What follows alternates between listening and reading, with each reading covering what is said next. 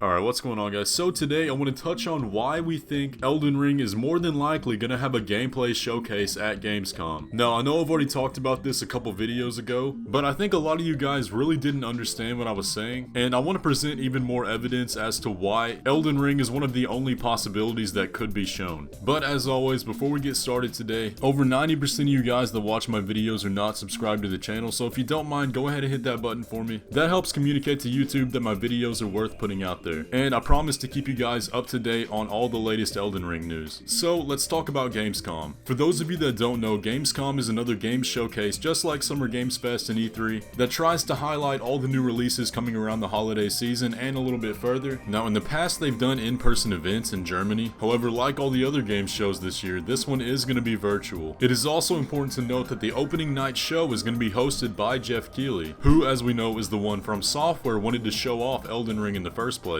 So we do have confirmation that Bandai Namco is going to be at Gamescom 2021. And this is a point that confused a lot of people because it won't list Fromsoftware as being there, but it will list Bandai Namco. And Bandai Namco is the publisher of Elden Ring. And that's just how these things work. They don't list the individual studio making the game. It's the publisher's job to get the game out there and market it and make sure the game sells, so that the studio making the game doesn't have to worry about all that and waste all that time. So just as with Summer Games Fest, just as with E3, it lists Bandai Namco, not Fromsoftware. So now let's take a look at Fromsoftware's history with Gamescom. In the other video, a lot of people were doubting the fact that I said Fromsoftware has always been at Gamescom when previewing their new games. And I think the confusion came from the fact that they haven't always shown the reveal trailers at Gamescom, but they have always shown the first demo gameplay, and other remakes of games they haven't shown either. So they didn't show the Demon Souls remake, they didn't show Dark Souls Remastered, but they have shown Dark Souls 2 demo gameplay, Bloodborne demo gameplay, Dark Souls 3, and Sekiro, all hands-on gameplay of the game. So we really have no reason to doubt that they do it again, and logically it's just the right time to show it. If we think about the stage that Elden Ring is in right now, we've gotten the reveal trailer, we've gotten the gameplay trailer, and we've gotten more story details via the Bandai Namco website. All that's really left for us is the demo gameplay.